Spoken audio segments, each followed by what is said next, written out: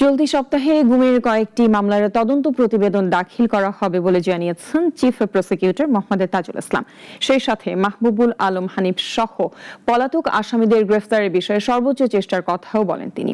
জুলাই গণহত্যায় জড়িত প্রত্যেককে বিচারের আওতায় আনা হবে বলেও জানান। অলিউল রানের রিপোর্ট। ক্ষমতায় টিকে থাকতে দেশ জুড়ে গুম ও খুনের মাধ্যমে ভয়ের সংস্কৃতি চালু করেছিল আওয়ামী লীগ সরকার। দুপুরে গণমাধ্যমে এসব কথা বলেন চিফ প্রসিকিউটর। বিভিন্ন সংস্থার তথ্য মতে গুম হয়ে যাওয়া মানুষের সংখ্যা প্রায় 4000। আজকে আন্তর্জাতিক অপরাধ ট্রাইব্যুনাল 2 আওয়ামী লীগের প্রভাবশালী নেতা এসব গুমের ঘটনায় একাধিক অভিযোগ জমা পড়ে আন্তর্জাতিক অপরাধ ট্রাইব্যুনালে, যার তদন্ত করেছে ট্রাইব্যুনালের তদন্ত সংস্থা। দুপুরে চিফ প্রসিকিউটর জানান, চলতি সপ্তাহে কয়েকটি গুমের ঘটনার তদন্ত প্রতিবেদন হাতে পাবেন তারা। এ গুমের মামলাগুলোতেও প্রধান আসামি হচ্ছেন সাবেক প্রধানমন্ত্রী শেখ হাসিনা ও সাবেক সেনা কর্মকর্তা জিয়াউল আহসান সহ আরও অনেকে। এটা যেহেতু কমপ্লেক্স মামলা, সেজন্য খুব খুঁটিনাটি বিষয়গুলো আমরা চেক করছি।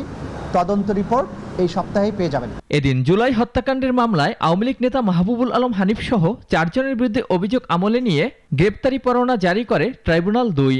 মাহবুবুল আলম হানিফ সহ কুষ্টিয়ার আরও 3 জন নেতার বিরুদ্ধে ক্রাইমস অ্যাগেন্সট হিউম্যানিটির অভিযোগ আমলে গ্রহণ করেছেন।